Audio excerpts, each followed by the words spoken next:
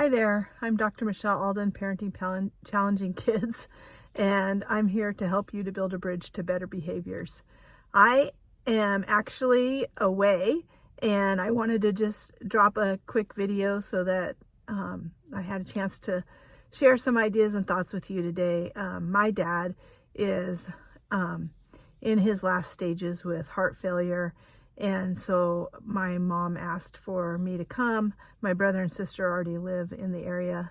And so I am actually in the parking garage at the hospital right now. And I spent the day yesterday with my mom in the hospital with my dad, who is kind of in and out of being aware. But I just was struck by the awesomeness of the longevity, I guess, of my mom and dad's marriage and our family and the friends that came to visit. And it reminded me of all the things that I actually really love about family and about Christmas and all of it.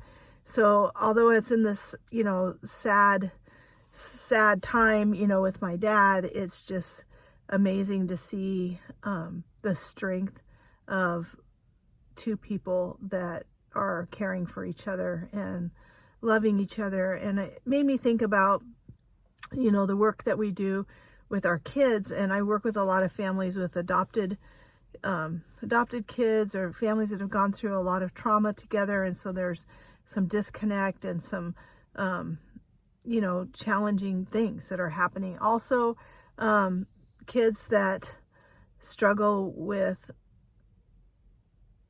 connecting can also be because of the anxiety and their mental health issues. And so there's a lot of times where there's some really extreme attachment issues that are going on. And I know that I've dealt with my fair share of that in my own life. I myself was adopted when I was 6.5, and it was completely like everything I knew and everything that I had known was suddenly I was in a different place. And at first my older brother was with me, and then he ended up not being able to stay in the family. I believe now, looking back and knowing all the things I know, that he had, reactive attachment disorder and probably a whole bunch of other things. He struggled his entire life with different, problems and substance use. And for me, I had a new chance and a new start. And I didn't want to go back to where things were before, but it's still, I can see looking back on my life, places in my journey where I've really struggled with secure attachment, and just really knowing that even if things are hard or people are upset, that we're going to still hang in there and be friends and stuff. And so yesterday in the hospital, some friends of my parents came that actually they were like our family friends. We went on vacations with these people. So, 50 years almost of friendship, and they came, and it just was lovely to see them. And they were sharing, whenever I see them, we share stories so they had two children that were close to my age, and they had two children that were close to my little brother's age. And we just, did so many things together, from snow skiing to trips and all of that. But what I was struck with the most was that even as they were talking with my mom and even getting into things that were uncomfortable or difficult to talk about, I saw that this beauty in being able to say hard things, and listen and be able to hear hard things from each other. And I felt like, wow, that really comes from those years of being in that kind of solid relationship. And I think that when we look at where we are now in our families and what you want, and it may, looking at that, it's like, it's probably not what you want right now. If you're listening to me, you've been listening to me, and you have kids with challenges, there may be a lot of things that it's like, this is not what I signed up for, or this is not what I thought I would be doing. But I just want to encourage you today to stay with it, and to realize that, yes, there is a lot of teaching and reteaching, but to keep in mind the end of what the long game, right? We want to build strong relationships with our kids, and we don't build that by just being our kids' friends and letting them do whatever they want. There's a piece in these more intimate relationships where, and especially right now, because your relationship is as a parent-child relationship, even if your child is a teen, you have a place of stewardship and authority in their lives that you are responsible to teach and to show and to encourage and to take the high road in that. And just know that, especially with your kids with attachment issues, like, it's going to feel like a lot of giving in to that, and you might not see the fruit of it for a long time. Not only was I adopted, and it took a long time for me to kind of get the pieces kind of all together.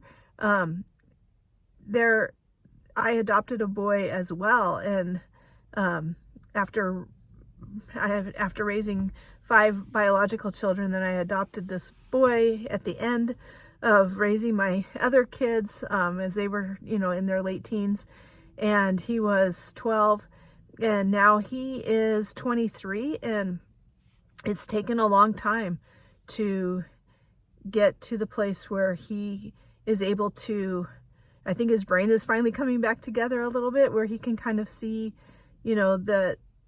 the need to stay attached to those people that have been secure in his life. A lot of grasping for attachment from people that weren't going to be safe or weren't going to be able to help him with that. But a lot of it came from just giving a lot and giving. And I say that, and then I want to clarify, because I work with so many moms that are just so burned out from all of the giving and the trying to make things work and trying to connect and trying to love them. And inside they're just like, I don't even want to be around this child sometimes. Like, it's so hard, so difficult. And I can tell you, like, that's also true. Like, these attachment problems, like, kind of go both ways. It kind of creates an attachment disorder in us as moms when it's that way. And so I help parents to, like, build that connection of attachment through the things that you are doing. You are teaching these skills, and you are showing love through care, and it's action orientated so that you can know what to do and how to do it. It doesn't mean that you're not going to make mistakes, or that you're not going to just, get upset or burned out or tired or need somebody to stop asking for something, but it keeps in mind the long game, right? Like, this is a time of teaching and reteaching and training. And so if you have questions about, like, well, what are we supposed to be teaching? Like, please, like, go back, listen, watch the videos. There's tons of skills that you have to teach kids if they have executive functioning lags, which, if your child has ADHD or autism or attachment disorders or oppositional defiance or, conduct disorders of any kind, emotional, mental health issues, anxiety itself causes lags in their functioning. And so that does not mean, I think if you think of executive functioning as skill building things that are, that are built by skills, then we see our role a little bit differently in building those skills and creating that attachment. So, I don't have a lot to say today. I need to get back to my dad and my mom, but I wanted to just be candid with you today and just share, some of the things, and just to remind you that even in these dark and hard times in raising your kids, where you may feel powerless or may feel like you don't know what to do, there's always answers and there's always hope. But we also have to keep in mind the hope that we have for our family and for our kids, and that needs to be based in reality, yes, but we're not working towards a future based on what's happened in the past. We're taking what's happened in the past, even their bad behavior or the meltdowns or the hard things, and we're building from there. And so if you need help to kind of reshape that foundation, or to know how to build on that, I highly recommend that you get a hold of me. I do parent coaching. I'm offering a special right now of 3 sessions or a 6-hour day with me.